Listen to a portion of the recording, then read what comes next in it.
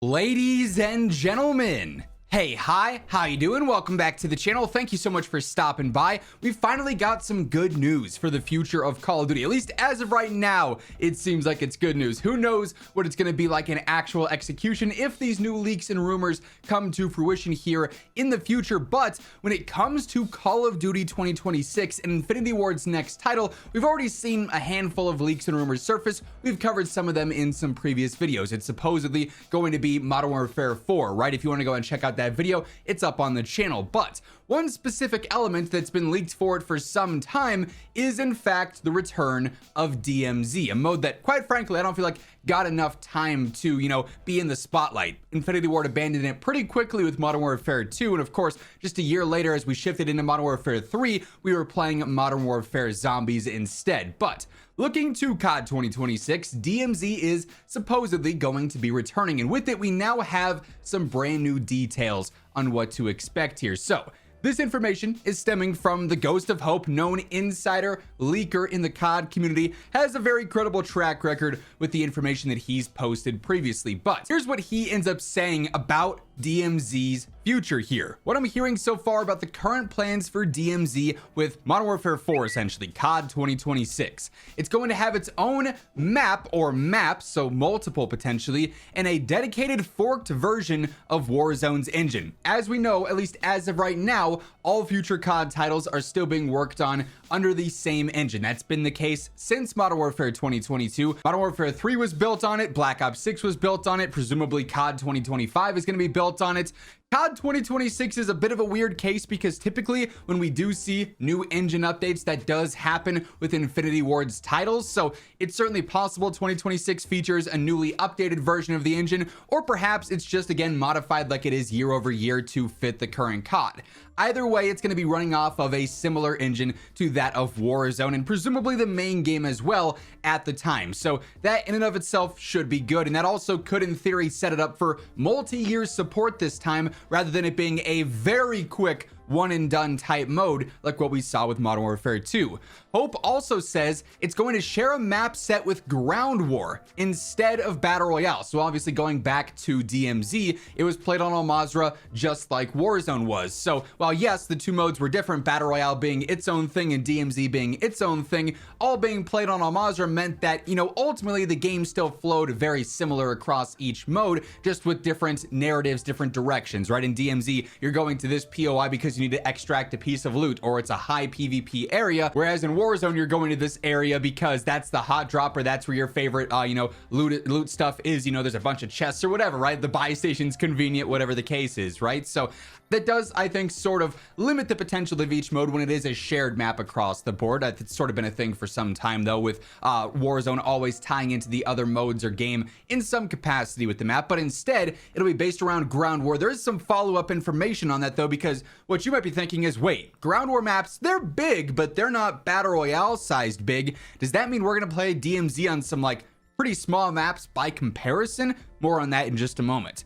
They're also currently debating whether to make it PvE or PvPvE, or both, which is, I guess, what you actually have the option to choose if both is the route that they end up taking there. And this is an interesting one as well, because you have situations like, I think just recently Tarkov introduced a PvE mode where you're only playing AI, you're only playing bots, and in that mode it obviously dumbs down some of what you're doing, but you don't have to worry about running into cheaters. There's no sus gameplay going on there. It's a little bit more chill, at least from the engagement experience, I guess you could say.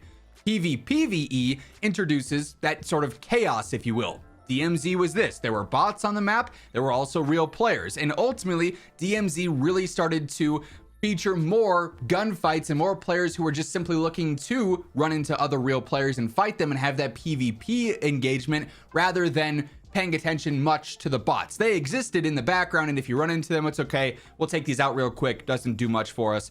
We're still on the hunt for other real squads, right? So then you had situations where it was like, DMZ was largely 6-man squads for some time, and then they tried to take some action to combat that a little bit, but it does create scenarios where there's certainly some pros because you don't know who you're running into. It could be some bots, it could be some real players. You could pretend to be a bot and sort of patrol an area and try and bait some players in, it sets up scenarios, but there's pros and cons to each of these, right? So their initial direction here, while it's not decided yet, and we obviously have a lot of time for this to evolve in the coming, years. Really, it'll be interesting to see where they go with the design. Ultimately, I think the more options you have, the better, right? If you are a big person who just wants to go through and play DMZ for the narrative, play for the gameplay experience, and not have to worry so much about running into real players who might be solely there to try and take you out, they don't really care much about doing any of the missions or anything, then yeah, PvE might be for you. But you also might be on the flip side there. You want action, you want chaos, and PvP or PvPvE might be it for you. Regardless though, this ultimately seems to be good news because they have more of a direction, at least outside of where they want to go with the player versus player engagements and whatnot. They have more of a direction and identity for DMZ. It's not Warzone, but with extra missions, which kind of what DMZ felt like, at least for some time back in MW2 and Warzone 2.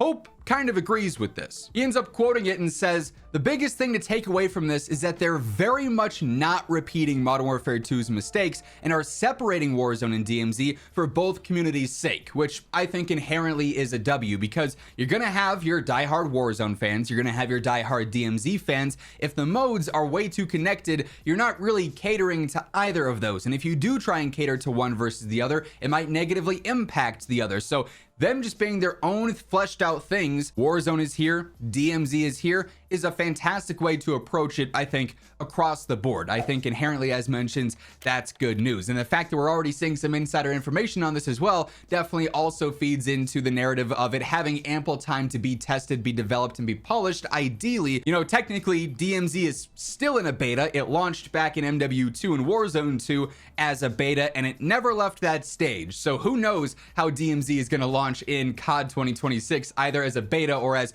a full mode. As I mentioned earlier though, we also did get some additional clarity on these first initial rumors here.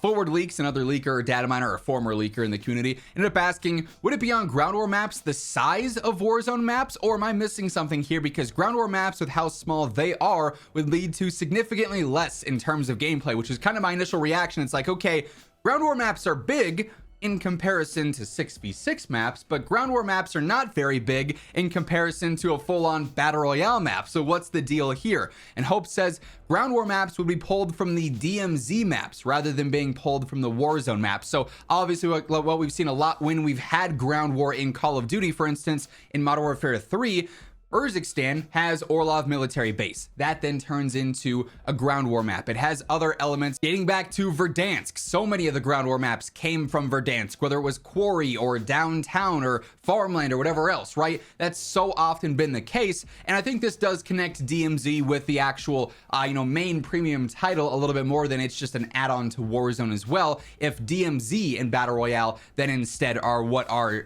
sharing more similarities, at least in terms of the environment. Also helps flesh out the narrative for both DMZ and the premium game at the same time. Post-launch narrative in recent years, I feel like has kind of fallen off. There is still some narrative, but it's not nearly to the capacity of what we saw back in MW 2019 and Cold War, where every single season, a lot of the updates were story inspired and story driven. Now it's like every trailer for a season is, okay, there's some story here, but look at this skin and look at this blueprint and look at this new black cell upgrade that's also featured in this trailer. That's really what they're trying to show off, right? So I think this could be a nice change as well, if it again ends up coming to fruition. Keep in mind, when it comes to all this info, and probably all the info that we'll be reporting on for some time, it's leaks, it's rumors. This is not set in stone. It's not 100% official by any means, but it is coming from a source with a very credible track record. So take that for what it is. But that being said, that is going to wrap things up for this video. If you enjoyed, if you're excited for the future of DMZ, a like rating is always appreciated. And if you're new to the channel, you want to stay up to date with everything going on in COD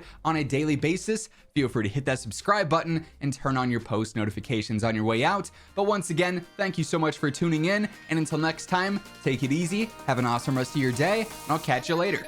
Peace out.